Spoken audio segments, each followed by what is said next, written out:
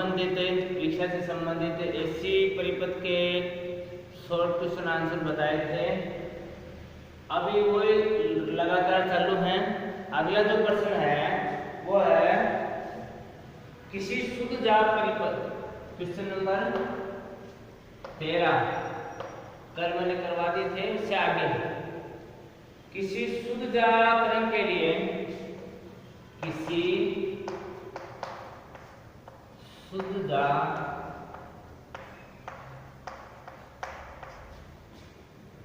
तरंग के लिए किसी शुद्ध जात तरंग के लिए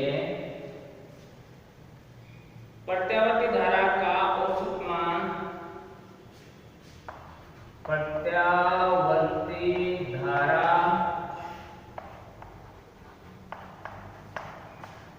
का औसत मान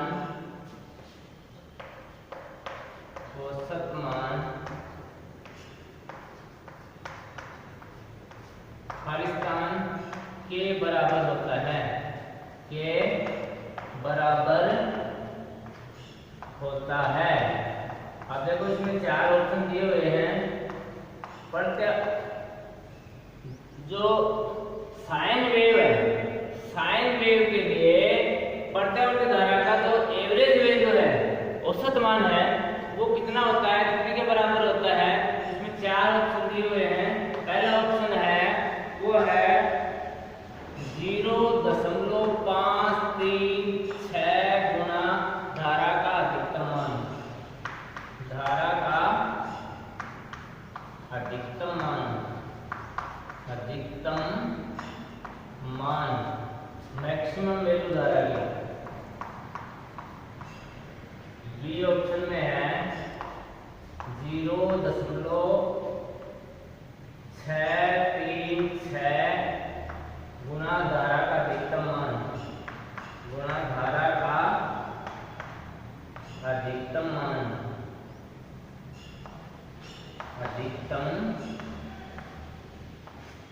मान, सी ऑप्शन है, उसमें दिया हुआ है 0.707 गुना धारा का अधिकतम मान, धारा का अधिकतम मान, धारा का अधिकतम मान। और डी ऑप्शन है, उसमें दिया हुआ है 0.737 गुना धारा का अधिकतम मान, धारा का अधिकतम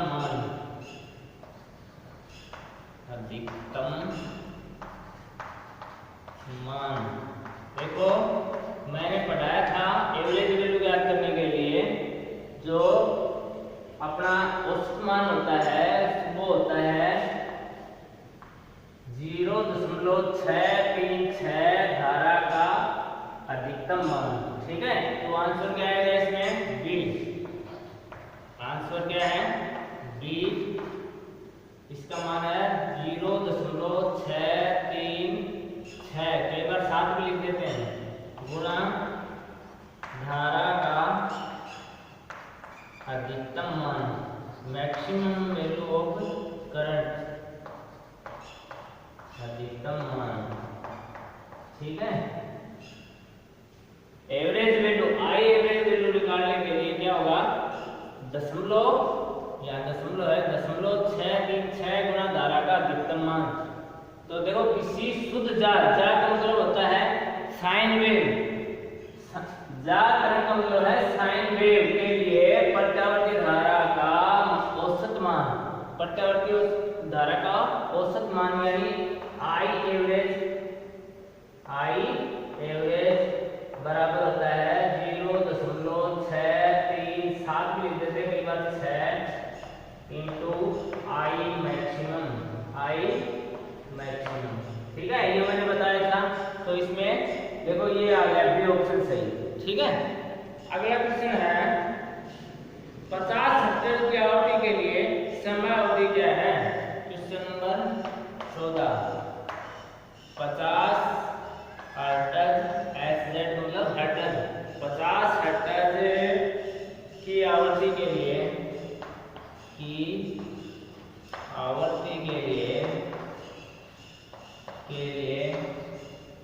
समय 50 हर्ट्ज आवृत्ति के लिए समय अवधि क्या है? समय अवधि क्या है, यानी टाइम निकालना है, क्या है? 4 ऑप्शन दिए हुए हैं। फ्रीक्वेंसी है 50 हर्ट्ज, तो इसमें ऑप्शन क्या क्या दिया हुआ है? ए ऑप्शन में दिया हुआ है 200 मिलीसेकंड, 200 मिलीसेकंड,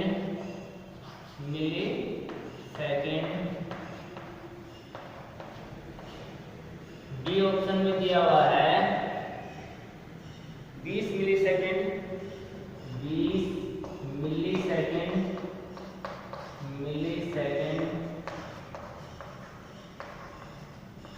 सी ऑप्शन में दिया हुआ है 2 मिलीसेकंड,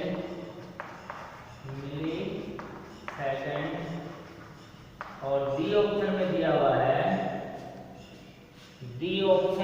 हुआ है, वो है 0.2 मिलीसेकंड।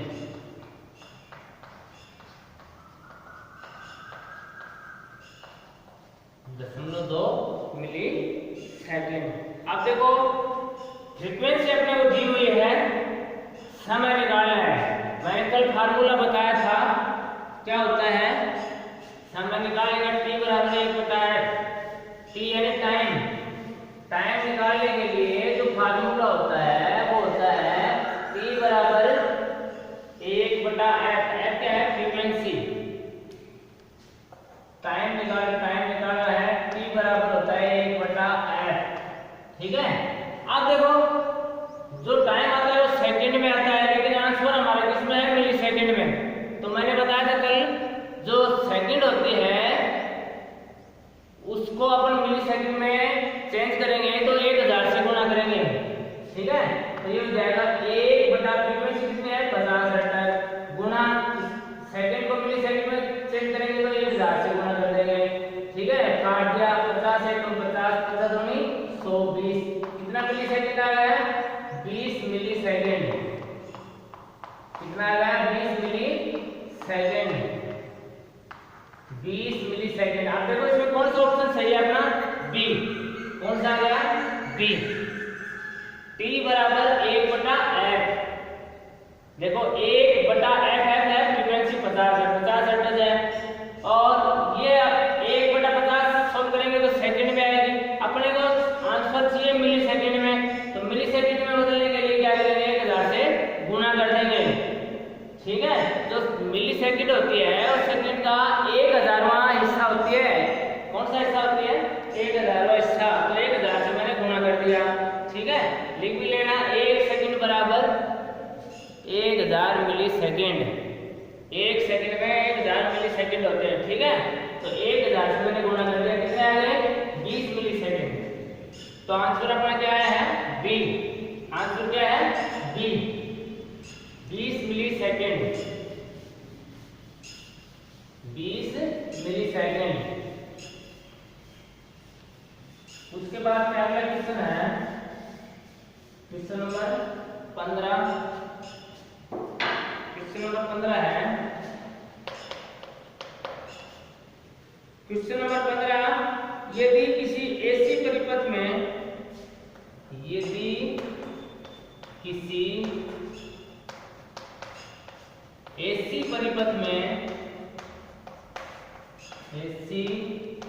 परिपथ में यदि किसी एसी परिपथ में धारा तथा वोल्टेज में कालांतर, धारा तथा वोल्टेज में कालांतर यानी फेज डिफरेंस। कालांतर का मतलब क्या है? इंग्लिश में, हिंदी का वर्ड कठिन होता है।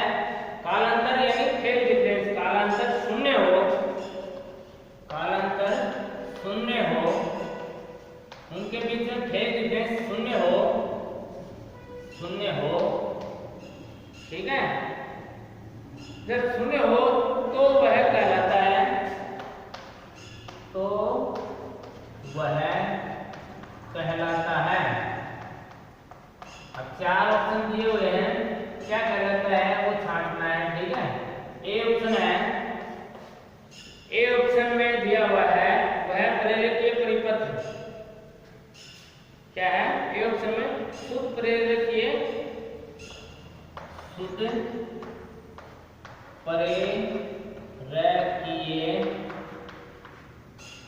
शुद्ध प्रेरकीय परिपथ।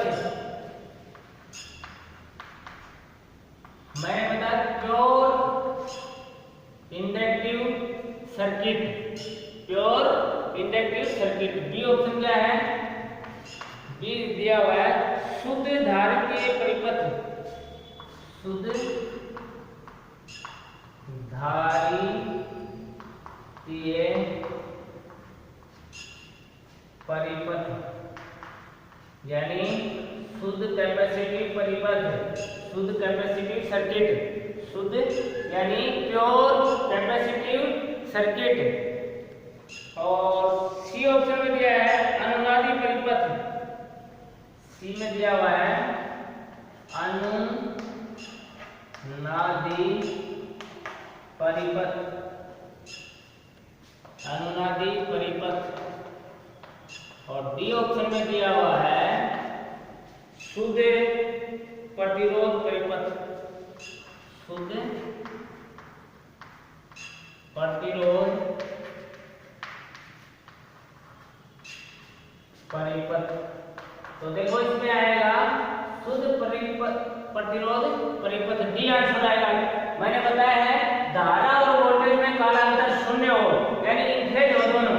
मैंने ये पढ़ाया था पहले, धारा और वोल्टेज, ये वोल्टेज है ये धारा है, ये दोनों क्या है इनफेज है, इनके बीच में कोई भी फेज डिफरेंस नहीं है, कोण है वो 0 है। तो क्या ऐसा जो इनफेज होगा वो किस परिपथ में होगा, शुद्ध प्रतिरोध परिपथ में। कौन से में होगा, शुद्ध प्रतिरोध परिपथ। शुद्ध प्रतिरोध परिपथ में कालांतर शून्य होगा। तो आंसर क्या है अपना, आंसर है डी, प्योर, शुद्ध का मतलब प्योर, प्योर प्रतिरोध यानी रेजिस्टेंस, प्योर रेजिस्टेंस सर्किट परिपथ। यानी यदि उनके बीच में फेज डिफरेंस 0 है, इनफेज है दोनों वोल्टेज और करंट, तो कौन सा सर्किट होगा वो होगा शुद्ध प्रतिरोध परिपथ, ठीक है। अगला क्वेश्चन है, समझ में आ रहा है, शुद्ध प्रतिरोध परिपथ। यदि किसी ऐसी परिपथ में धारा और वोल्टेज के बीच में कालांतर, कालांतर का मतलब है फेज डिफरेंस, फेज डिफरेंस शून्य हो, तो कौन सा परिपथ होगा, तो होगा शुद्ध प्रतिरोध परिपथ। अगला क्वेश्चन है क्वेश्चन नंबर 16, क्वेश्चन नंबर 16, ठीक है। क्वेश्चन नंबर 16 है वोल्टेज के सापेक्ष, वोल्टेज के सापेक्ष, वोल्टेज के सापेक्ष, वोल्टेज के सापेक्ष, वोल्टेज के सापेक्ष प्रेरकीय परिपथ में धारा होती है, सापेक्ष प्रेरकीय, प्रेरकीय वोल्टेज के सापेक्ष प्रेरकीय परिपथ में धारा होती है, में प्रेरकीय परिपथ में, परिपथ में धारा होती है। क्या होती है, उसके लिए 4 ऑप्शन दिए हुए हैं। पहला ऑप्शन है, ए ऑप्शन है, ए ऑप्शन में दिया हुआ है फेज में, फेज में। बी ऑप्शन में दिया हुआ है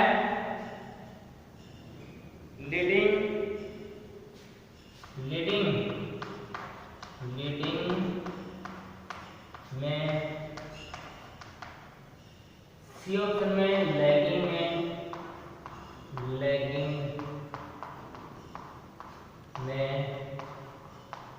और डी ऑप्शन में दिया हुआ है विपरीत फेज में, विपरीत फेज में, विपरीत फेज में। अब देखो मैंने बताया था, जब मैंने पढ़ाया था उस टाइम में मैंने बताया था जो इंडक्टिव सर्किट होता है, प्रेरक का मतलब इंडक्टिव, इंडक्टिव जो सर्किट होता है उसमें धारा होती है वोल्टेज के सापेक्ष प्रेरक परिपथ में धारा लैग करेगी, क्या करेगी, पीछे रहेगी, लैगिंग में क्या करेगी, लैग करेगी, ठीक है, लैगिंग पावर, लैगिंग करेगी, लैग होगी, पीछे होगी। ये बताया था मैंने, वोल्टेज आगे होगी और धारा पीछे होगी, आगे, यानी दो आपस चलेंगे, ठीक है। तो देखो ये वोल्टेज आगे है और धारा पीछे है, ये कौन सा परिपथ है, ये है इंडक्टिव सर्किट यानी प्रेरकीय परिपथ, ठीक है। तो प्रेरकीय परिपथ में धारा वोल्टेज से लैग करती है, पीछे होती है, आगे नहीं होती है। तो लैगिंग में धारा किसमें होगी, लैगिंग में। आंसर कौन सा हो गया, सी। आंसर क्या है, सी। आंसर अपना आ गया सी, लैगिंग में। लैगिंग का मतलब होता है, लैगिंग का मतलब पीछे, पीछे रहेगी, लैग करेगी, ठीक है। अगला क्वेश्चन है 17 नंबर, क्वेश्चन नंबर 17 है 100 हर्ट्ज पर, 100 हर्ट्ज पर फ्रीक्वेंसी कितनी है, 100 हर्ट्ज, 100 हर्ट्ज पर 2 हेनरी वाली, पर 2 हेनरी वाली इंडक्टेंस है, ये हेनरी, हेनरी वाली 100 हर्ट्ज पर 2 हेनरी वाली 100 कॉइल का, हेनरी वाली 100 कॉइल का, कॉइल यानी कुंडली, 100 कॉइल का प्रतिघात, प्रतिघात कितना होता है, प्रतिघात कितना होता है, कितना होता है, कितना होता है। आप देखो इसमें 4 ऑप्शन दिए हुए हैं। ये कह रहा है कि 100 फ्रीक्वेंसी है हर्ट्ज और इंडक्टेंस कितनी है उसकी, 2 हेनरी है। उस कॉइल का प्रतिघात निकालना है, यानी इंडक्टिव रिएक्टेंस निकालना है, क्या निकालना है, इंडक्टिव रिएक्टेंस निकालना है। तो इसका आंसर है ये ऑप्शन में दिया हुआ है 100, बी ऑप्शन में दिया हुआ है वो है 216 ओम, 216 ओम। सी ऑप्शन में दिया हुआ है वो है 718, 718 ओम, 718 ओम।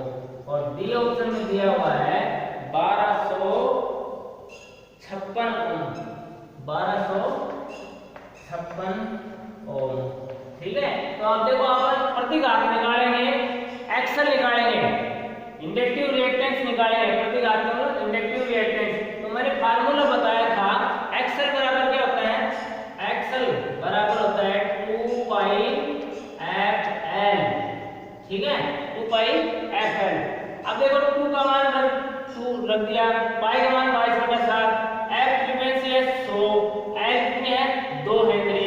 तो अब इसको सोल्व करेंगे, कितना आता है वो अपने आप पता लग जाएगा, तो निकालना है। तो अपने को क्या निकालना है, 100 हर्ट्ज वाली, 100 हर्ट्ज पर 2 हेनरी वाली कॉइल वाली कुंडली का प्रतिघात, ठीक है। तो ये हो जाएगा एक्सल बराबर आ जाएगा 2 की जगह 2, पाई का मान होता है 22/7 गुना फ्रीक्वेंसी, फ्रीक्वेंसी कितनी है 100 हर्ट्ज गुना इंडक्टेंस कितनी है 2, ठीक है। अब इसको सोल्व कर लेंगे, ये हो जाएगा 22 × 44 44 दूनी 88, 8800 बटा में 7, 7 का भाग दे दिया, 7 एकम 7, ठीक है। उसके बाद में ये 7 दूनी 14, बच गया 4, 7 दूनी 35, 5 बच गए, 7 7 49, ठीक है।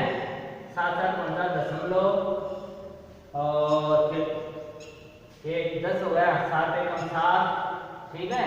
3 बच गए और ये होगा 728, इतना ओम आ गया। तो लगभग इसके आ रहा है इसके 1257.14 ओम इतना आता है। तो ये में देखो चारों ऑप्शनों में कौन किसके लगभग है, डी के लगभग है। तो 1256 आएगा आंसर। कितना आएगा आंसर आएगा इसका, इसका आंसर आएगा डी 1256 ओम, ठीक है। इंडक्टिव रिएक्टेंस निकाल लिया। ये कह रहा है 100 अटैक पर 2 हेनरी वाली 100 कॉइल का प्रतिघात कितना है। तो देखो फ्रीक्वेंसी दी हुई है, एल का मान दिया हुआ है, एल है 2 हेनरी, ठीक है। और कॉइल का एक्सल निकालना है। एक्सल बराबर सूत्र क्या होता है अपना 2 पाई एफ एल। तो 2 की जगह 2, पाई का मान 22/7, ठीक है। एफ की जगह फ्रीक्वेंसी कितनी है 100 अटैक गुना इंडक्टेंस कितनी है वो है 2। अब इसको सोल्व कर लिया, बाय 44 44 में 88, 88 को 100 से गुणा किया 8800, 8800 में 7 का भाग दे दिया, इतना आ गया 1257.14 हो, ठीक है। इसके बाद में अगला क्वेश्चन है क्वेश्चन नंबर 18। क्वेश्चन नंबर 18 देखो, ये सभी प्रश्न हैं ये परीक्षा की दृष्टि से महत्वपूर्ण है, परीक्षा में भी आते हैं, ऐसे प्रश्न आते हैं।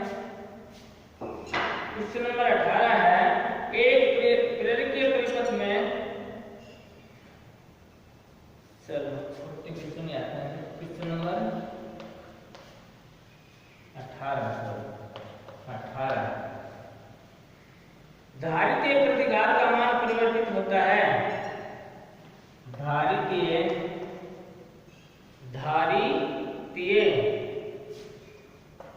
का मतलब क्या है, धारितीय यानी कैपेसिटिव, धारितीय प्रतिघात का मान, धारितीय प्रतिघात का मान परिवर्तित होता है, परिवर्तित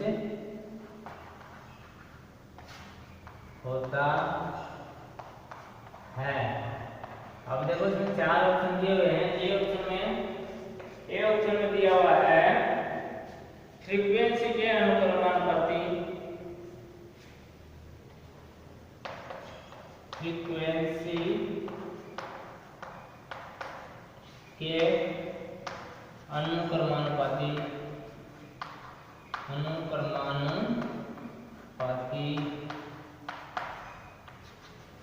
जो कैपेसिटिव रिएक्टेंस होता है उसका मान परिवर्तित होता है।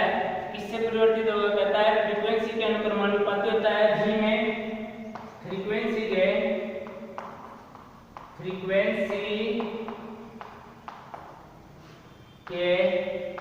व्युत्क्रमानुपाती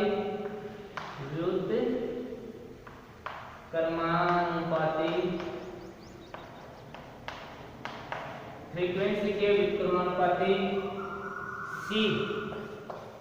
सी ऑप्शन में दिया हुआ है आरोपित वोल्टेज के अनुक्रमानुपाती,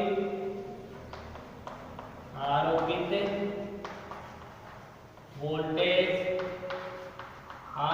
वोल्टेज के अनुक्रमानुपाती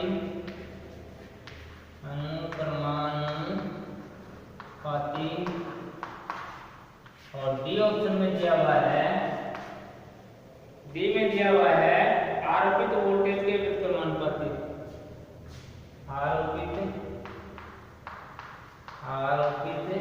दी जाने वाली वोल्टेज, आरोपित वोल्टेज के व्युत्क्रमानुपाती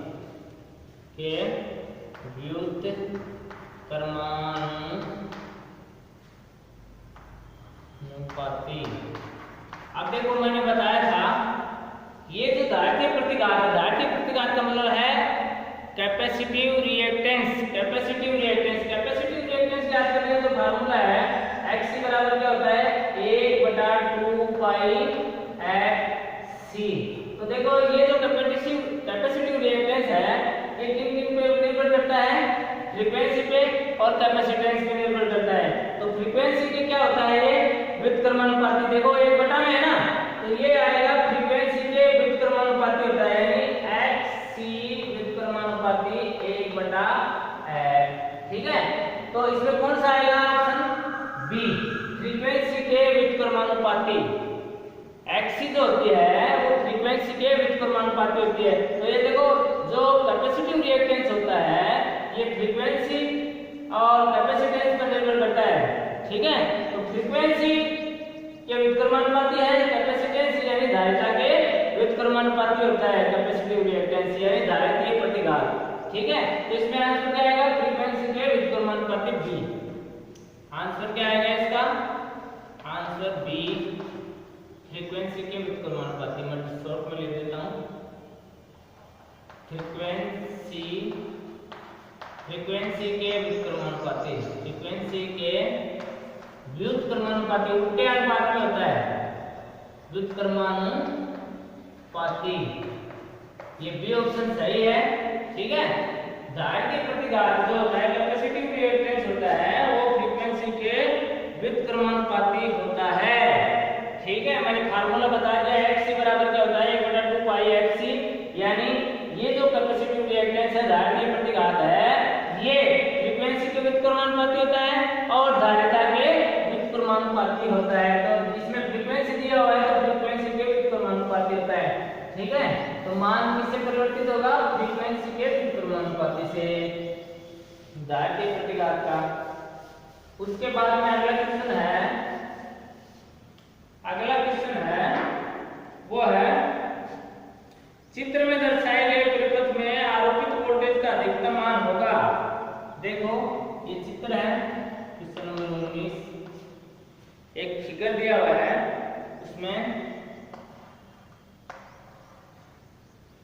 इसमें जुड़ा हुआ है एक तो कैपेसिटर, दो कैपेसिटर जुड़े हुए हैं, एक कैपेसिटर यहाँ जुड़ा हुआ है, ठीक है, और दूसरा यहाँ जुड़ा हुआ है। दो कैपेसिटर जुड़े हुए हैं पैरेलल में, इसमें जुड़े हुए हैं पैरेलल में, ये दो कैपेसिटर हैं ये पैरेलल में जुड़े हुए हैं।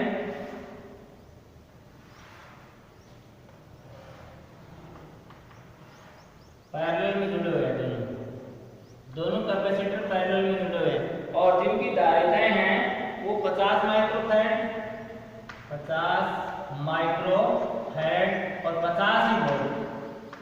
इसकी भी वही है 50 माइक्रोफैरड और 50 वोल्ट। ठीक है, ये दोनों जुड़े हुए हैं। तो चित्र में दर्शाए गए परिपथ में आरोपित वोल्टेज का अधिकतम मान होगा। क्वेश्चन क्या है, चित्र में दर्शाए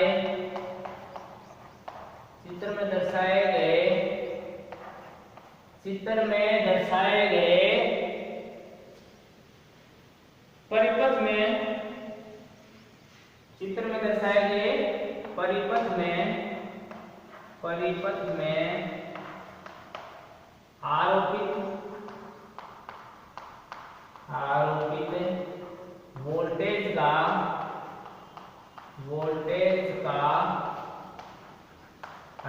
आरोपित वोल्टेज का अधिकतम मान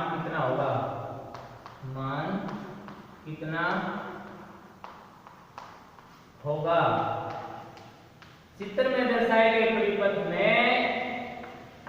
चित्र में दर्शाए गए परिपथ में आरोपित वोल्टेज का अधिकतम मान कितना होगा। इसमें चार ऑप्शन दिए हुए हैं। ए ऑप्शन क्या है, ए में दिया हुआ है 50 वोल्ट, बी में दिया हुआ है 250 वोल्ट, सी में दिया हुआ है 300 वोल्ट और डी में दिया हुआ है वो है 200 वोल्ट। अब देखो ये दोनों पैरेलल में जुड़े हुए हैं तो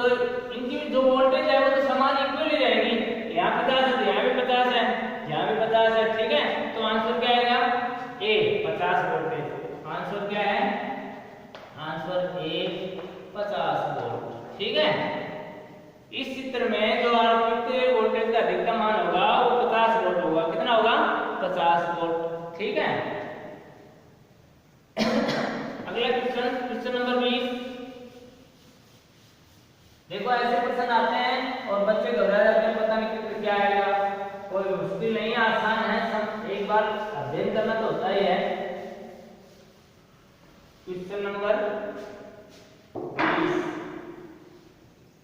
क्वेश्चन नंबर 20, क्वेश्चन नंबर 20 क्या है? धारितीय प्रतिघात का मात्रक क्या होता है? धारितीय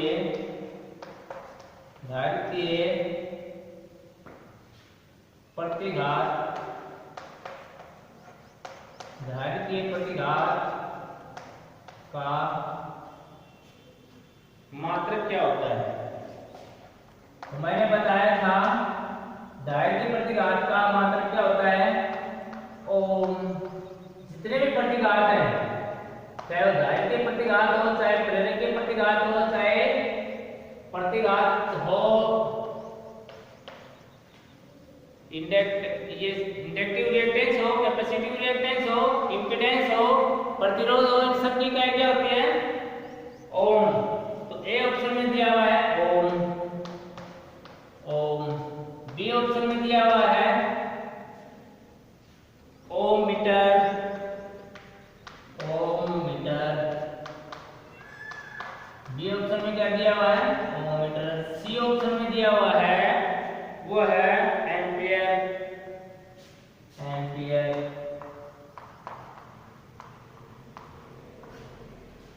और डी में दिया है एम्पियर ओम, एम्पियर ओम। अब देखो मैंने बताया ना कैपेसिटिव रिएक्टेंस हो, ये कौन सा है? कैपेसिटिव रिएक्टेंस है, कैपेसिटिव रिएक्टेंस। क्योंकि हिंदी से अंग्रेजी आसान होती है, पेपर हिंदी और इंग्लिश दोनों में आता है, तो इंग्लिश वाले को देख लेना चाहिए, क्योंकि ये जो भाषा है थोड़ी कठिन है। धारितीय प्रतिघात, ठीक है, इसका मतलब तो ये है कैपेसिटिव रिएक्टेंस। कैपेसिटिव रिएक्टेंस की जो इकाई होती है वो क्या होती है? ओम।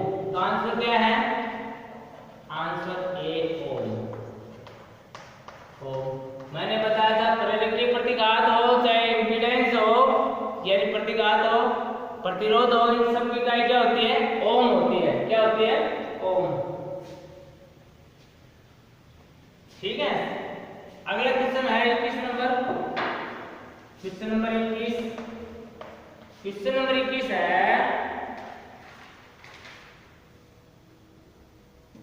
4 पिकोफैराड, 4 पिकोफैराड, 4 पिकोफैराड।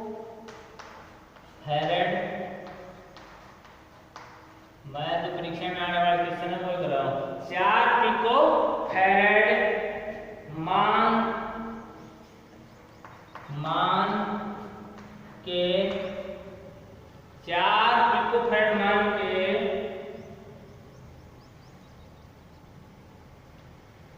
2 संधारित्र, 4 पिकोफैराड मान के पर 2 संधारित्र, संधारित्र यानी कैपेसिटर, संधारित्र। 4, प्रत्येक का मान क्या है? 4 पिकोफैराड। 4 पिकोफैराड प्रत्येक मान के 2 संधारित्र श्रेणी क्रम में संयोजित किए जाते हैं। संधारित्र श्रेणी क्रम, श्रेणी क्रम में संयोजित यानी जोड़े जाते हैं, संयोजित किए जाते हैं। 4 पिकोफैराड प्रत्येक क्या है? 4 पिकोफैराड किए जाते हैं। तो 2 संधारित्र श्रेणी क्रम में संयोजित किए जाते हैं, तो उनकी कुल धारिता होगी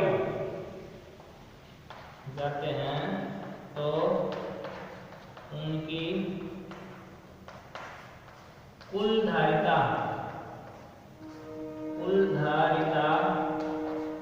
कितनी होगी? कुल धारिता कितनी होगी? यानी कैपेसिटरों को श्रेणी क्रम में जोड़ा गया है, तो उनकी धारिता कैपेसिटेंस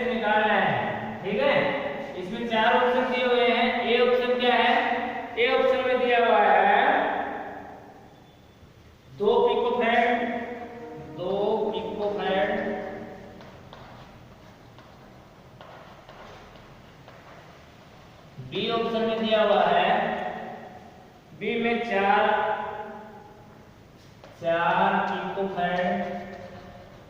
पिकोफैरेड, सी ऑप्शन में 8 पिकोफैरेड,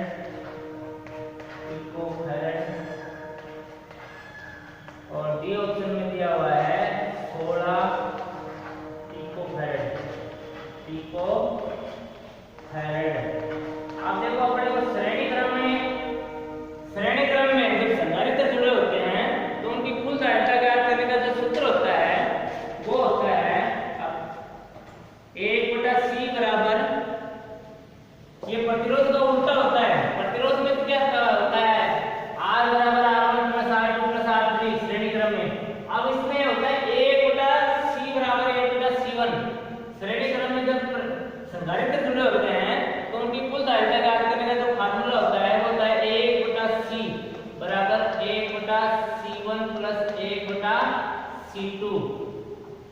तो देखो पहली धारिता प्रत्येक है 4 पिकोफैरेड के, तो 1/4 प्लस 1/4 इनका लघुत्तम कितना आ गया 4।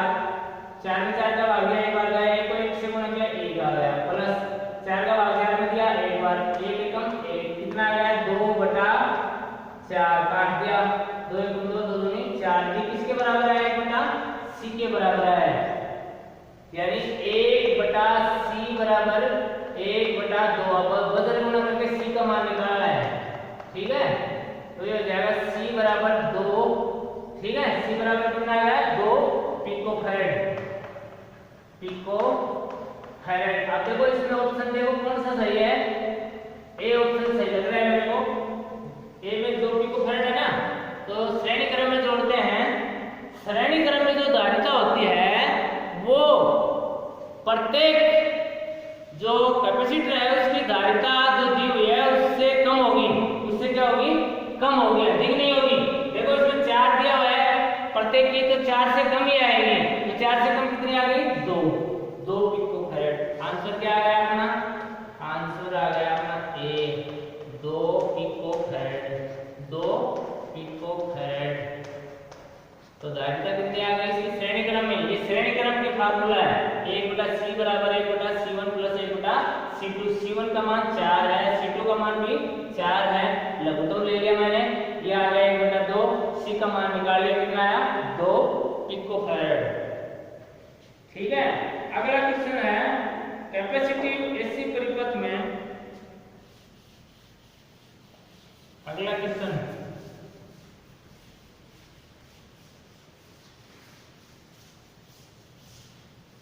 देखो ये प्रतिरोध का उल्टा होता है कैपेसिटर वाला, ठीक है। अगला क्वेश्चन है कैपेसिटिव एसी परिपथ में, कैपेसिटिव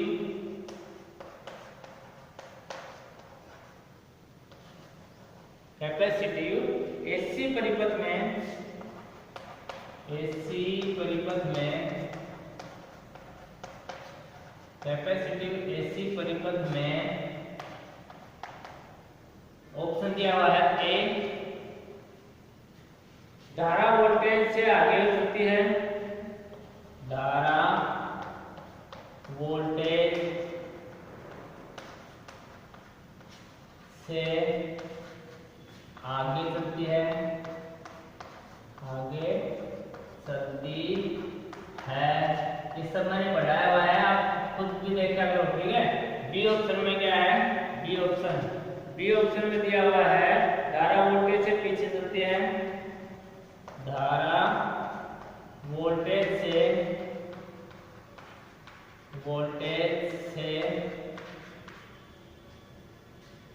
पीछे चलती है,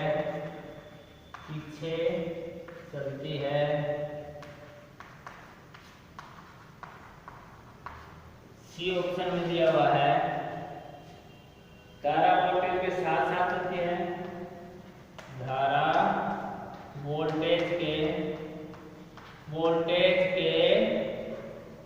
साथ साथ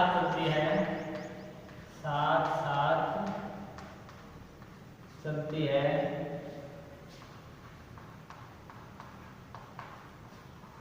धारा वोल्टेज के साथ साथ होती है। डी ऑप्शन में दिया हुआ है, डी में दिया हुआ है धारा वोल्टेज धारा से आगे रहता है। वोल्टेज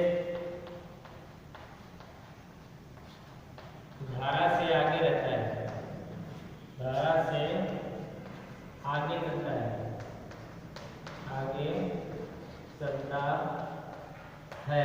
तो देखो मैंने बताया था कैपेसिटिव जो सर्किट होता है, एसी कैपेसिटिव जो सर्किट होता है उसमें धारा है वो वोल्टेज से आगे चलती है। तो ऑप्शन सही क्या है? ए। आंसर क्या है? ए।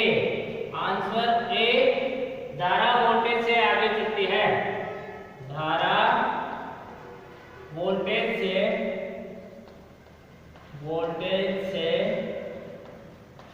आगे चलती है, यानी धारा होती है वो वोल्टेज को लीड करती है, आगे चलती है। ठीक है, इस तरह का मैंने वेक्टर बताया था। ऐसे यहाँ धारा है I और यहाँ वोल्टेज है V और अपन लोग चल रहे हैं, तो आगे कौन है? धारा। आगे कौन है? धारा। ठीक है भाई, जरूर ये यहाँ भी दिखा सकते हैं अपन लोग। ठीक है, यहाँ भी आई होगी तो भी आगे ही है, थीटा डिग्री आगे है। यहाँ दिखाएंगे तो 90 डिग्री आगे है। ठीक है, तो यूं चलेंगे अपन, ऐसे चलते हैं। तो धारा है वो वोल्टेज से आगे होती है, धारा वोल्टेज से आगे होती है। तो ऑप्शन कौन सा सही है? ए। ऑप्शन कौन सा सही है? ए। धारा कैपेसिटी जो सर्किट होता है उसमें धारा वोल्टेज से आगे होती है, धारा वोल्टेज से आगे होती है। ठीक है, 45 बस पकड़ो।